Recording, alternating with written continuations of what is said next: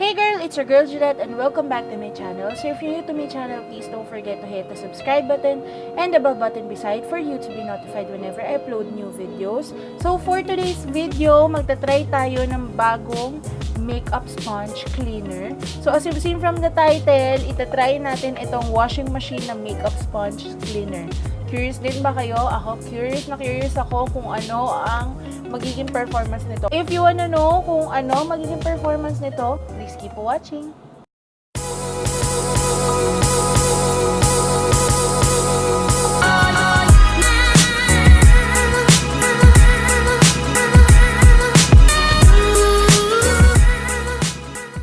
Guys, itong makeup sponge washing machine na ito ay na-avail ko sa Shopee. 185 pesos lang siya. And may mga ibang kulay pa to. Merong black and gold. Kasi yung black and gold na yon late ko nang nakita. Sabi red and light pink. And then may color din na pink and light pink. Pero ang kinuha ko nga is ito. Pero hindi nga siya red.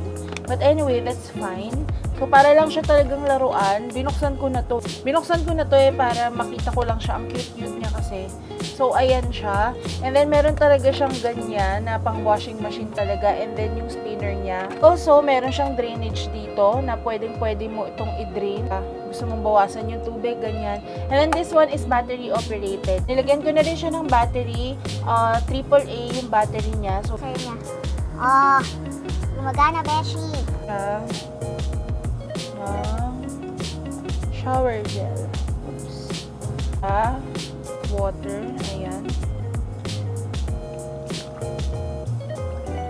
Mamaya ipapakita ko rin sa inyo na naka-top view siya. Let's spin it. Ay. Girl. Baba natin konti.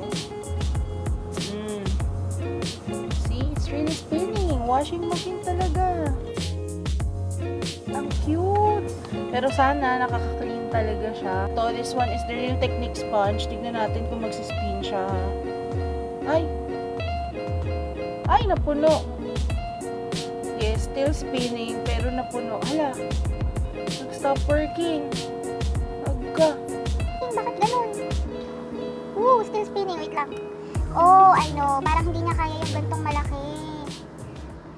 A few moments later. So, meron ako ditong sponge na maliit na ginamit ko for my face. Ayan, try natin ito. Madumi yan, ah. Okay. Spinning. Ayan, nagsispin na siya. Oops! Ooh. Off. And then, let's check kung nabawasan. Fairness ha, nabawasan yung kabila oh. Ito kanina ang dami. Ay, more. Ayun oh, may kulay na ng foundation. May kulay na ng foundation dun sa water. This is so cool, Beshi. So, ayan, no. Okay. As you can see, nabawasan niya. Ayan, nalinis niya tong side na to. Itong side na to, may natira pa din. But, ayun, I think okay na to. And then, mag-proceed na tayo for sure. Mag-proceed na tayo dun sa top view. Pupunta na ako ng CR. So, ayun guys, nasira na naman po ang mic natin. So, ayan, walang audio to. Ni-record ko lang. Ayan, trinay ko ulit siya ng top view. And then, nilinis ko ulit. 1 minute, 37 seconds later. So, ayan, piniga-piga ko na siya para talagang malinis na natin siya. And yan, makikita nyo na yung cheek tint lang yung naiwan pero yung mga ibang sides malinis na. And then, here, dinidrain ko na siya para makita nyo rin talaga na working yung drainage niya. And, ayan, beshi. So, yan, nakikita nyo na babawasan yung tubig. 5 minutes later. And ayun, in fairness, nag-enjoy naman ako sa paggamit sa kanya. Medyo, honestly, nahaselan lang ako kasi nga, nagtutulo-tulo siya. Ayan, hindi ko pa nilinis yung loob niya para lang makita nyo na gumagana pa rin siya, beshi. Kahit na nag-ikot-ikot na to ng matagal. Ayan, still working. Wala ako naging problema. Pero ayun nga. Siguro kung first time nyo na itatry ito, why not, diba? Parang bumalik ka lang sa pagkabata mo. And then, mura lang din naman siya. 185 pesos naman siya. Kung gusto mo lang itry ng parang another tool for your makeup sponge, ganyan.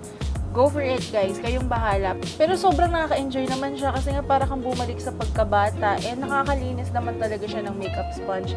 Ang con lang dito is hindi mo pwedeng ilagay dito yung malalaki mong sponge kasi hindi siya umiikot. So pang mini sponge lang to, yung mga mini at saka yung medium size na mga beauty blenders natin. Yung Real Technique sponge, hindi siya kaya kasi nga malaki siya pag nag-e-expand siya pag nababasa. So, hindi niya kinakaya yon kasi nga, laruan lang naman din to, beshi. Let me know kung na-try nyo to and ano sa tingin nyo yung, or ano yung opinion nyo dito kung naging effective din ba sa paglinis sa inyo or whatsoever. So, ayun lang dito ako natatapusin tong video. I hope you enjoyed watching this video. And if you did, please don't forget to hit the thumbs up, comment, and subscribe. Thank you for watching and I hope to see you on the next one. Bye!